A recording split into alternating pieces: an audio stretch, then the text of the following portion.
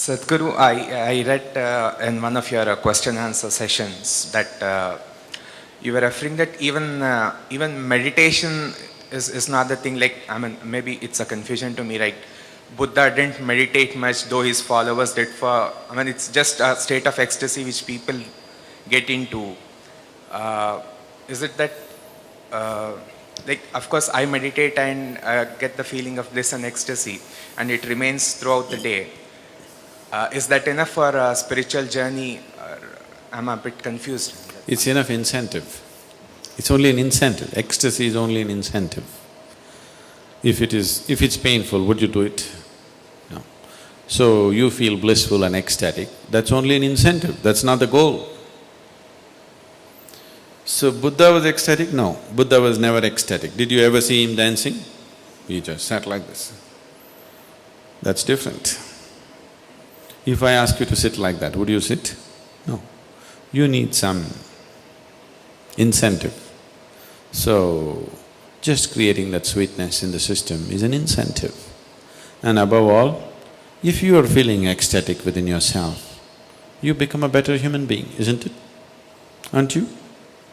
When you're very happy, aren't you a wonderful human being? Only when you're unhappy, you're a nasty human being, isn't it? Isn't it so? When you're happy, you're a wonderful human being, everybody is, isn't it? So keeping you ecstatic, a dose of ecstasy in the morning, the world is feeling better out. If everybody in Hyderabad started off in an ecstatic way in the morning, Hyderabad would be a wonderful place, isn't it? They start with tension, so it's something else is happening. So ecstasy is not the goal of meditation, it is just an incentive to keep you going, because otherwise you wouldn't go. So what is meditation? The purpose of… if we have to look at the purpose, if you sit in meditation, slowly it will become like this, your body is here, your mind is out there, what is you is somewhere else. Once these three things are happening separately, once there is a space between you and the body, between you and the mind, this is the end of suffering. Once the fear of suffering is taken away, only then you will keep your instinct of self-preservation down, otherwise you won't keep it down. As long as the fear of suffering is there, you will not keep the instinct of self-preservation down. The only reason why you are naturally not spiritual is because you have empowered your instinct of self-preservation too much.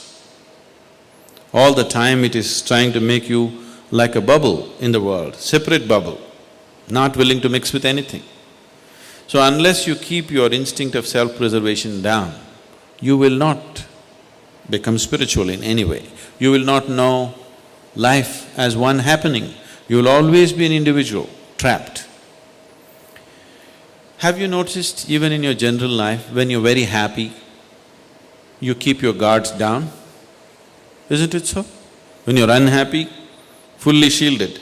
When you're happy, little down, isn't it? When you're very happy, it's all down. Have you noticed this?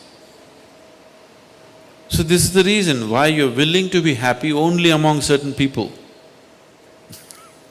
Because you don't know how to be just happy and still know where to stop life when it has to be stopped.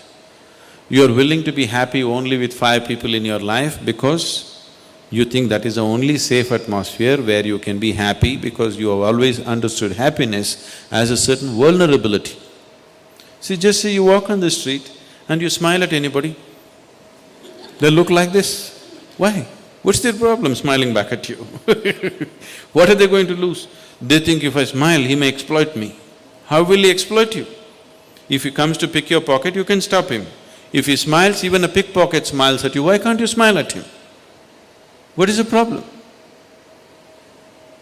Just try today and see, just go out and smile. People who look like this, they're surprised, somebody is making me vulnerable to life. They want to go on the street like rocks, they want to go home and become life. Doesn't work. After some time you become a rock there also. If you want to be life, you must practice it everywhere, isn't it? So, Meditation gives you that space between you and your body, between you and your mind. Whatever suffering human beings have known, it has either entered them through the body or through the mind. Do you know any other kind of suffering? There are only two kinds of suffering, isn't it? Once you have a distance from these two things, this is the end of suffering. Once the fear of suffering is taken away, only then you are willing to venture into other dimensions of life. Otherwise, no matter what I tell you, you are only looking for safety.